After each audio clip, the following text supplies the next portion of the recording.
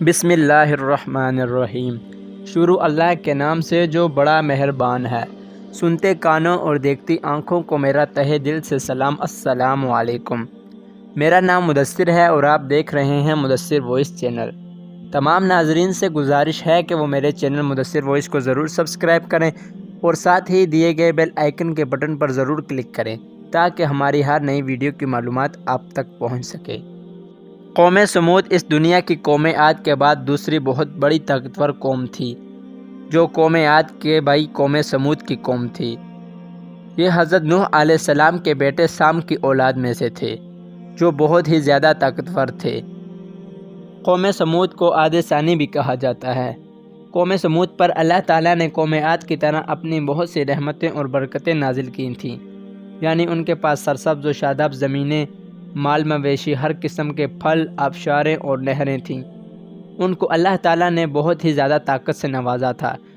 وہ پہاڑوں کو اپنے مضبوط ہاتھوں سے توڑ توڑ کر ان سے عالی شان گھروں کو تعمیر کرتے تھے، اور قوم عاد کی طرح وہ جس بھی درخت پر اپنا ہاتھ مضبوطی سے ڈالتے تو اسے جڑ سے اکھاڑ کر پھینک دیتے۔ اللہ تعالیٰ کی اتنی نعمتوں کے باوجود بھی شیطان مردود نے ان کے دلوں میں شرک پیدا کر دیا۔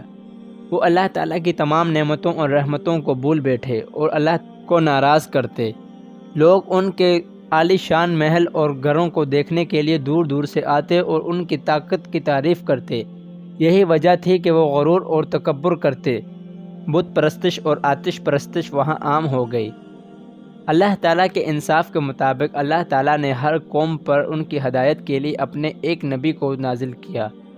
اللہ تعالیٰ نے انہی لوگوں میں سے اپنے ایک نبی جن کا نام حضرت صالح علیہ السلام تھا، ان کو ان کی ہدایت کے لیے بھیجا۔ جب حضرت صالح علیہ السلام ان کی طرف گئے تو حضرت صالح علیہ السلام نے ان سے کہا کہ تم اللہ تعالیٰ کی عبادت کرو جس نے مجھے اور تمہیں پالا ہے اور ہم لوگوں کو اتنی نعمتوں سے نوازا ہے۔ کیا تمہیں نظر نہیں آتا کہ اللہ تعالیٰ نے تمہیں کتنی طاقت دی ہے؟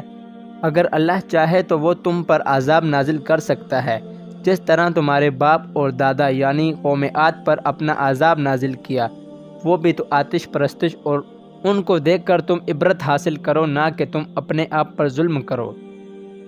تو قوم سمود نے حضرت صالح علیہ السلام سے کہا کہ اگر تم اللہ کے نبی ہو تو تم بھی دوسرے نبیوں کی طرح ہمیں کوئی اپنا معجزہ دکھاؤ۔ تو حضرت صالح علیہ السلام نے کہا کہ تم کیا چاہتے ہو؟ تو قوم سمود نے کہا کہ یہ جو سامنے پہاڑ ہے، اس پہاڑ میں سے ایک گابن اونٹنی نمودار ہو اور وہ حاملہ ہو، اور وہ جب نکلے تو وہ نکلتے ہی ایک بچہ دے، اور اس کا دودھ اتنا ہو کہ اس کا دودھ ہم سب بستی والوں میں بآسانی پورا ہو سکے، اور اس میں فلاں فلاں خوبیاں ہوں۔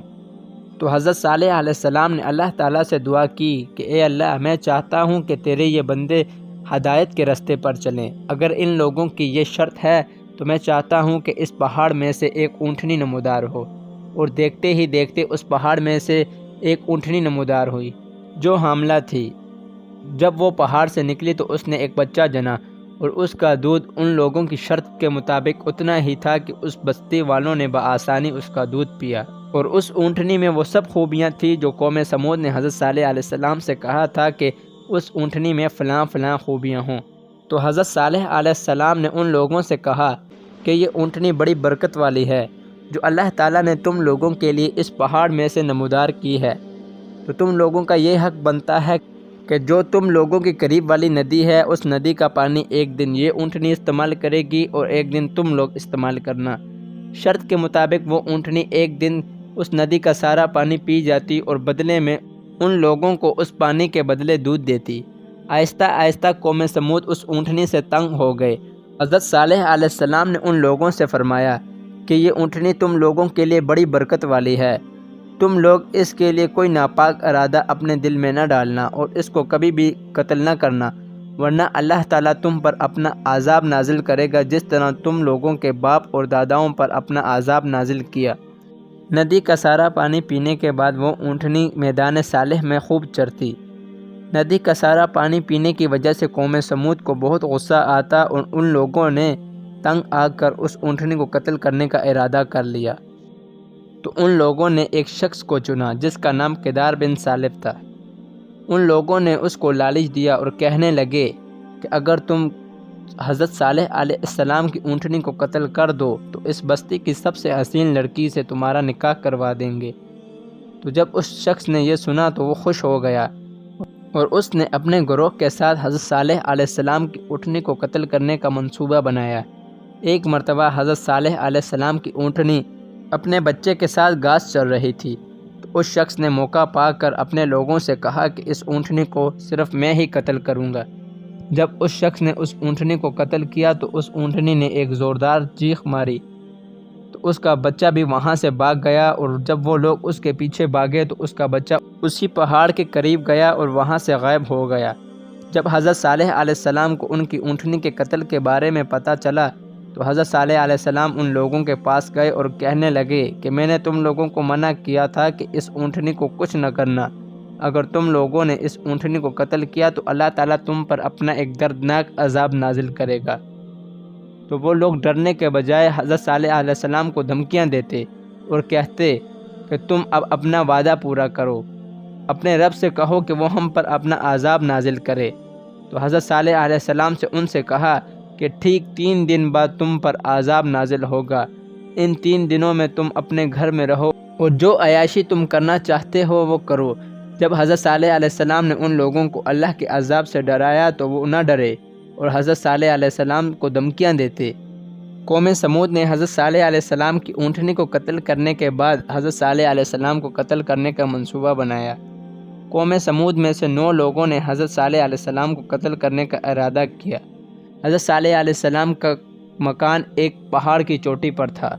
جب وہ لوگ حضرت صالح علیہ السلام کو قتل کرنے کے ارادے سے ان کے گھر کے قریب گئے تو آسمان سے اللہ تعالیٰ نے ایک بہت بڑا پتھر ان کی طرف برسایا، جس سے وہ 9 لوگ ہلاک ہو گئے، اور دیکھتے ہی دیکھتے حضرت صالح علیہ السلام کے کہنے کے مطابق وہ 3 دن پورے ہو گئے۔